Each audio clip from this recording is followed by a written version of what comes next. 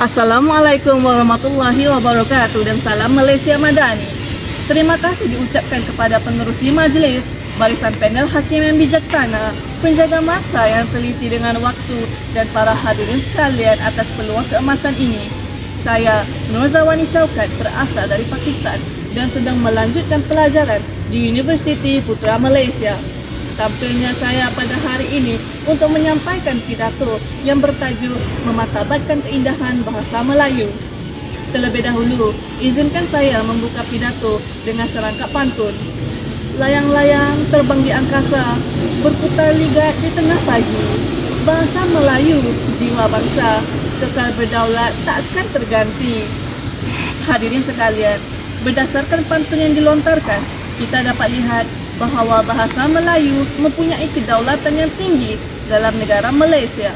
Bukan sahaja pada waktu ini yang serba moden, tetapi sejak Kesultanan Tanah Melayu dahulu lagi. Walau bagaimanapun, terdapat banyak persoalan yang berlayar di akal fikiran saya. Mengapakah kita harus memartabatkan bahasa Indo yang indah ini? Adakah ini kewajipan atau kemahuan kita sebagai rakyat jati Malaysia?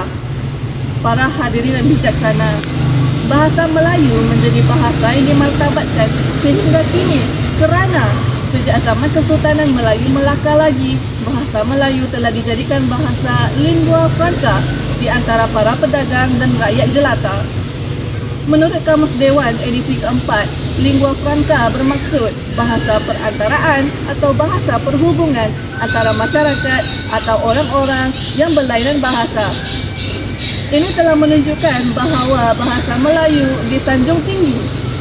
Perlembagaan Malaysia telah memperuntukkan undang-undang untuk menjamin kemartabatan bahasa Melayu. Seperti Akta Bahasa Kebangsaan 1967 yang menetapkan bahasa itu sebagai bahasa rasmi tunggal.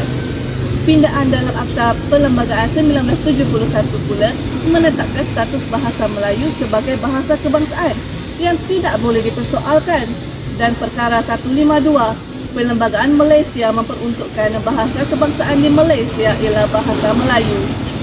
Hadirin yang saya muliakan, bagaimanakah kita rakyat jati Malaysia harus memartabatkan bahasa Melayu?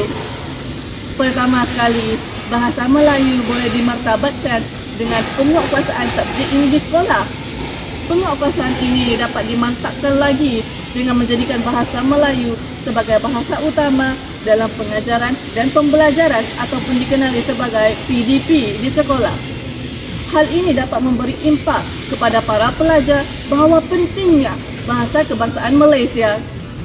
Tambahan pula, turut menjadikan subjek bahasa Melayu sebagai subjek wajib lulus di peringkat sijil pelajaran Malaysia ataupun SPM. Tuntasnya, usaha sebegini dilakukan supaya Malaysia dapat melahirkan insan-insan intelektual yang fasih berbahasa Melayu serta dapat menanam rasa penghargaan terhadap bahasa tanah air.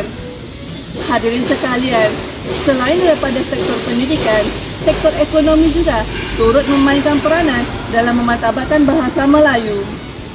Salah satunya adalah penggunaan bahasa Melayu dalam perniagaan.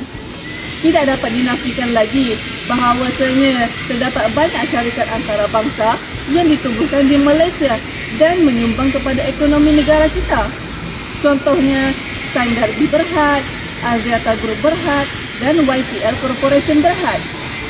Hal ini justru menggalakkan penggunaan bahasa Melayu dalam komunikasi, surat menyurat, iklan, dan perjumpaan dalam negara ini.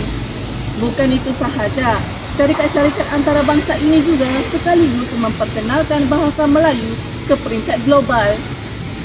Hadirin sekalian, akhir sekali adalah penguat waran hasil karya seni bahasa Melayu kepada masyarakat Malaysia.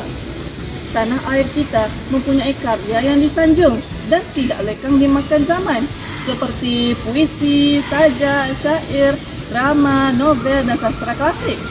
Dengan perkembangan teknologi yang pantas ini dan penggunaan media sosial, kelebihan ini boleh dimanfaatkan bagi menunjukkan keindahan bahasa Melayu, terutamanya kepada generasi muda.